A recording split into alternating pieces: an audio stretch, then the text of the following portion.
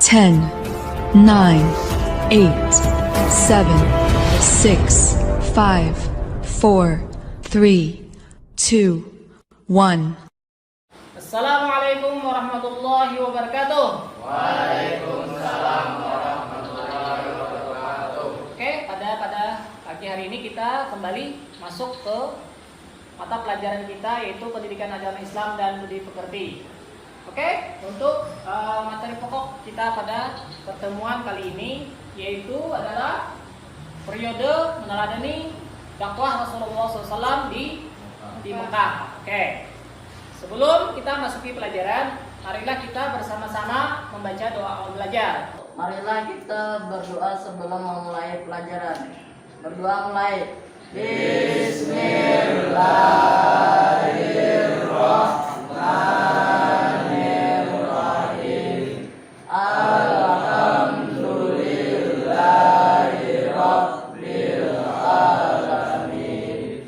Wassalatu wassalamu ala asrofil anbiya'i wal mursalin Sayyidina Muhammadin wa ala alihi wa sahbihi ajma'in walhamdulillahi rabbil alamin.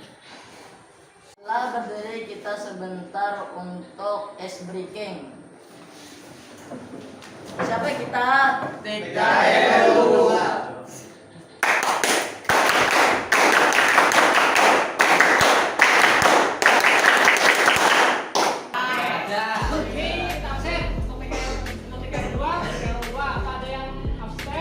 Oke, materi kita yaitu dakwah Rasulullah SAW di kota Mekah. Oke, sebelum Bapak masuk ke materi pelajaran, kemarin kita sudah belajar tentang sumber hukum Islam, yaitu Al-Quran. Nah, tentunya Al-Quran ini juga berkaitan tentang materi kita, yaitu dakwah Rasulullah di Mekah, yaitu dimulai dengan turunnya ayat, yaitu surah Al-Alaq ayat 1 sampai 5. Apa ayatnya? Iqra. Nah, ini berkaitan ya dengan sumber hukum Islam. Oke. Sampai di sini, kalau ada yang ingin bertanya tentang tema kita hari ini, silakan ajukan tangan. Oke, silakan. Rizky. Saya Pak. Ya. Saya ingin tanya Pak. Ya. Apa yang dimaksud dengan meneladani? Oke, apa yang dimaksud dengan meneladani? Kalau meneladani itu adalah berasal dari kata tauladan ya. Tentunya ada seseorang yang ditiru. Nah, jadi teladan itu adalah sifat Rasulullah ketika Rasulullah SAW diutus. Apa? Ada itu. لقد كان لكم في رسول الله أسوة حسنة. Di dalam jiwa atau diri Rasulullah itu ada uswatun hasanah. Sorry, tauladan yang baik. Nah, jadi kita bagaimana mencontoh perilaku kita meneladani dakwah Rasulullah SAW. Baik beliau ketika beliau lahir sampai beliau dewasa hingga wafatnya sebagai pemimpin umat Islam baik di dunia maupun di akhirat. Oke.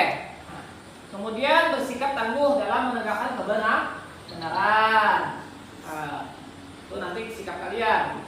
Behavior. Kemudian kalian mampu nanti menganalisis substansi dakwah dan penyebab keberhasilan hingga dalam tempo 10 tahun Rasulullah berada di Mekah itu berhasil mengislamkan orang-orang kafir Quraisy.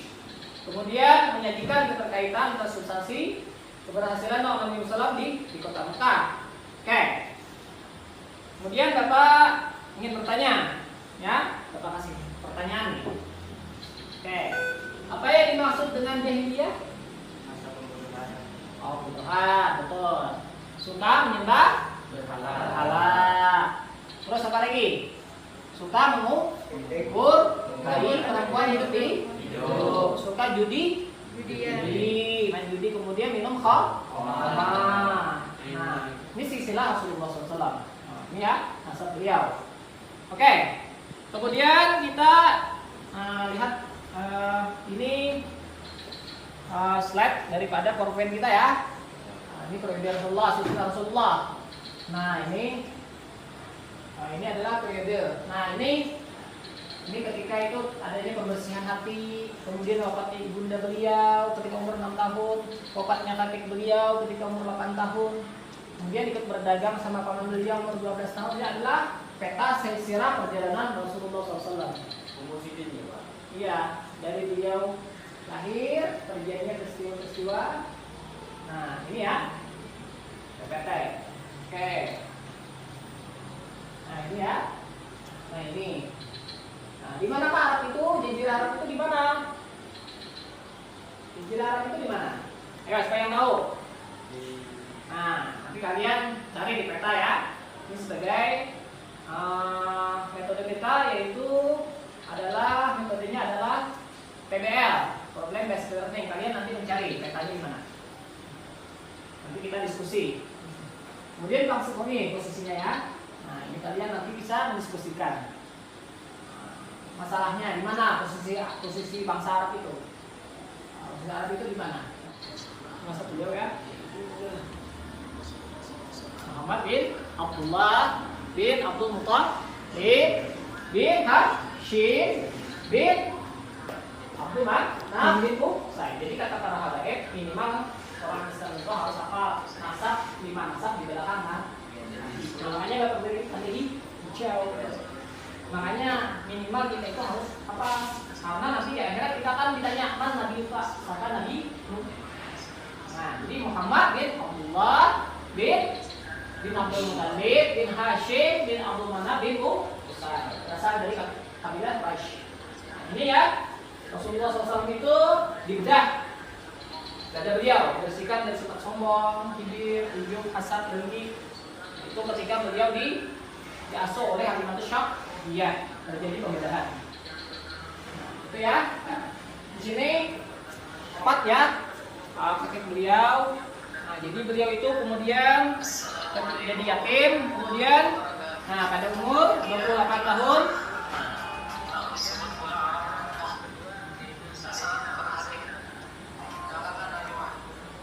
jadi beliau diangkat menjadi Nabi itu umur 40 tahun. Nah, ketika beliau bertahanus di gua Hira, itu turun ayat Muhammad yang Qur'an bismi rabbikal ladzi khalaq. Khalaqal insana min 'alaq. Yang Qur'an wa rabbukal akram alladzi 'allama bil qalam. Jadi bacalah dengan menyebut nama Tuhan. Nah, ini ya. Nah, jadi ini proses kelahiran. Nah, ini prosesnya daripada sirah singkat dari kehidupan legenda Nabi besar Muhammad SAW. Oke, kita percepat videonya. Siti Khadijah umur 49 tahun ketika Nabi 49 tahun wafat.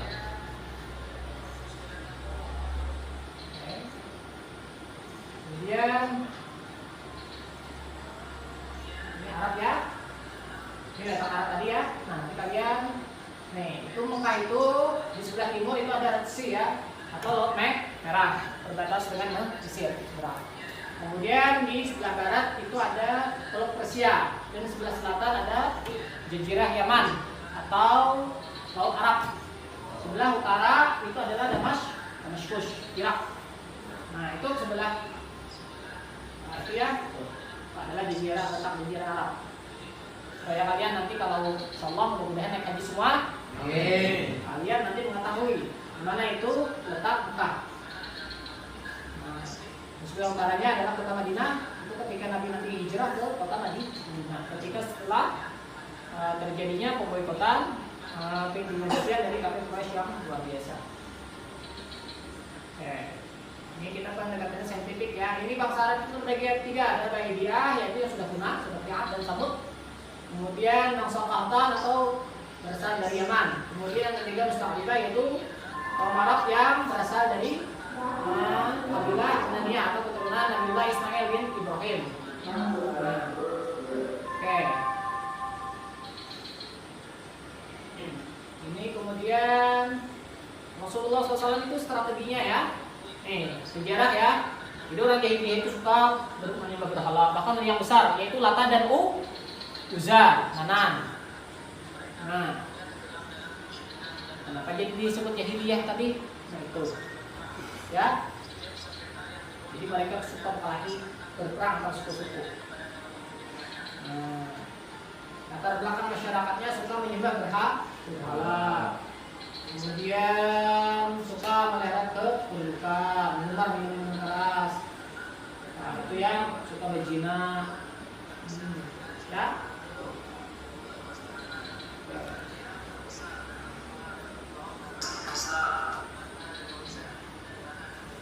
Ya.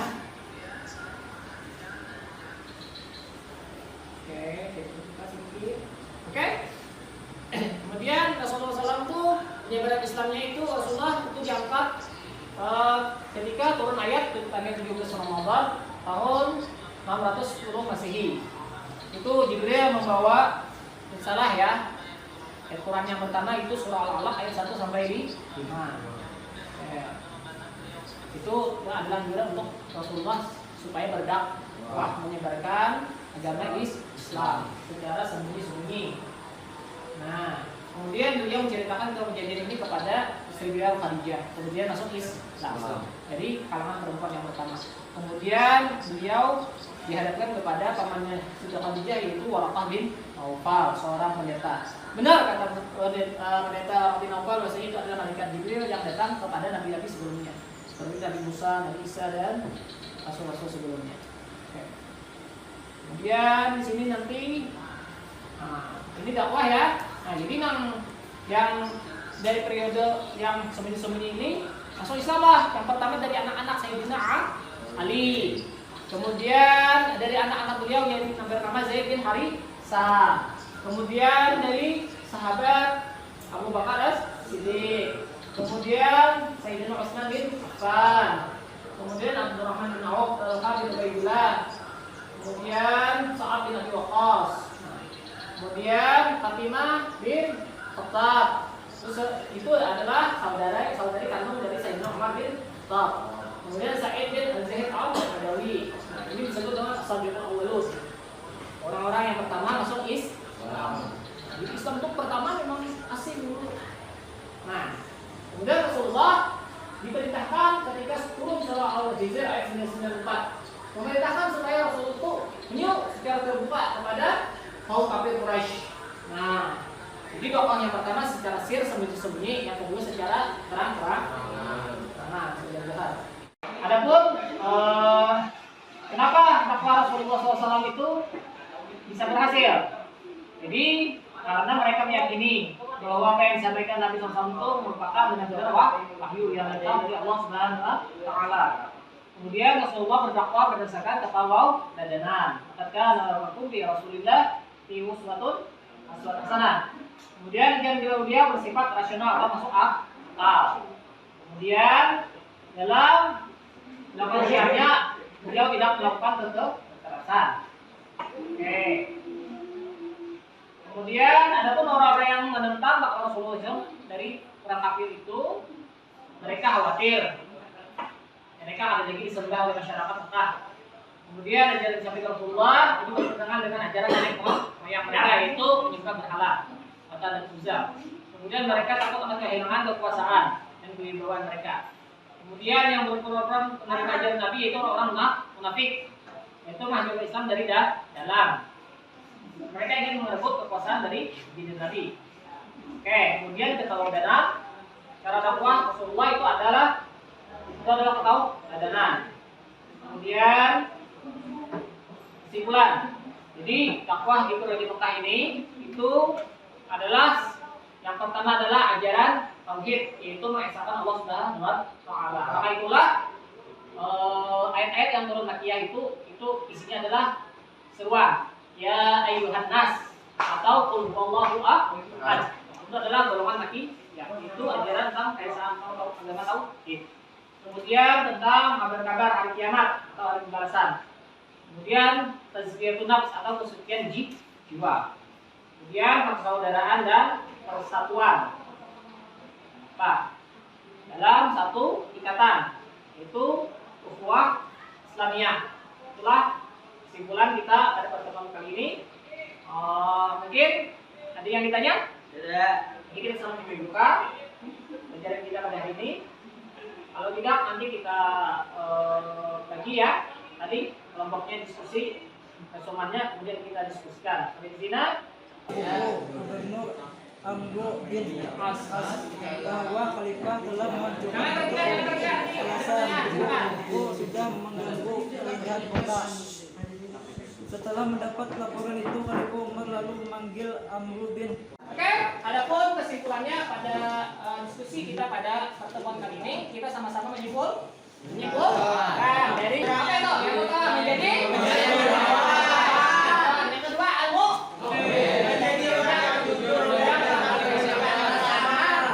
Wabillahi taufiq wal hidayah. Wassalamualaikum warahmatullahi wabarakatuh. Waalaikumsalam warahmatullahi wabarakatuh.